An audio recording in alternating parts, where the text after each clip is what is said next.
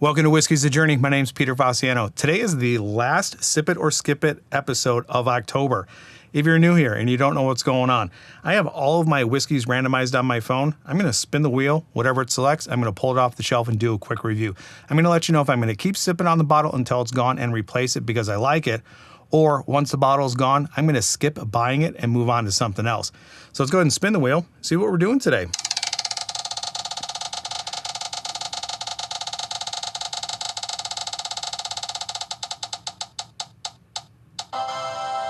All right, looks like we are doing Blackadder Peat Reek Embers.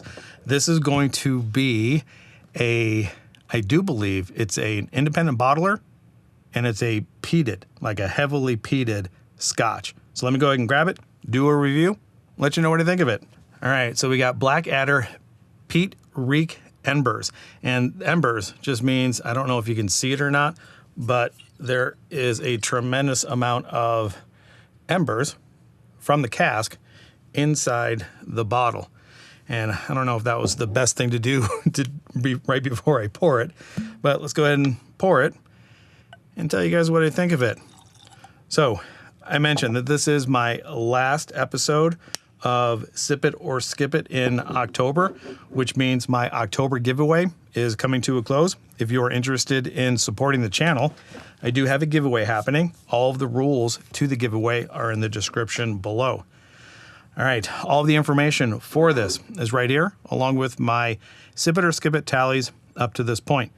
I also have a document that is linked in the description below. I think if you just highlight and open it, it opens up a document, and it has all of my Sip It or Skip It tallies up to this point, along with all of my Monday review scores. So if you're wondering what I thought about some certain whiskeys, go ahead and take a look at that. And I got to tell you, this smells absolutely fantastic. It's getting a little bit cooler here in Arizona, and this is something that I've been wanting to ask everybody. Are there seasons of whiskey for you? What do you drink in the summer? What do you drink in the fall or the spring? And during the winter, what is your go-to? The colder it gets, I specifically tend to gravitate a little bit more towards higher proof and peated scotches. Let me know in the comments what you gravitate towards. I stopped drinking cocktails and maybe some of the lighter stuff. When it gets cooler outside, I tend to go camping a lot. And when I go, I would much rather have something that's a little bit more rich, a little bit more depth of flavors. Not to say that anything else that I drink doesn't have that, but for some reason, peated scotches, heavier whiskeys, for me, tend to go a little bit better in the winter. All right, obviously, since it's peat, it comes across as very peated. The peat smoke that I'm getting, or the peat note that I'm getting, is definitely savory, meat, smoked meats, caramelized sugars, very dark, rich peat notes. There is a sweetness of grilled peaches and pineapple, which I think kind of come with peated scotches. And of course, the malt and vanilla are definitely there. Tell you what, smells absolutely amazing. And I don't know if it's just in my head because there are embers in here. There is also a barrel charred note that's coming through. Different than a peat note. It's more of a like burnt wood than peat. And if you're looking for the score that I gave this, I do believe I did a full-on review of this. So let's go ahead and get this thing on the palate, tell you what I think of it. This is absolutely delicious, and it reminds me of an Ardbeg. All of the sweetness is there, the malt is there, that caramelized or the burnt sugars, the smoked meat, the savory part of it, all of that's in there. I get hit with a pretty good amount of ABV, and I thought this was around 50, right? 59.2% ABV.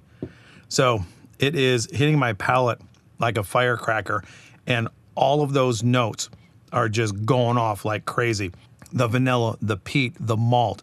There's a good amount of spice, but I got to tell you, I think this is drinking lower proof than it actually is. So again, I already forgot, 59.2% ABV.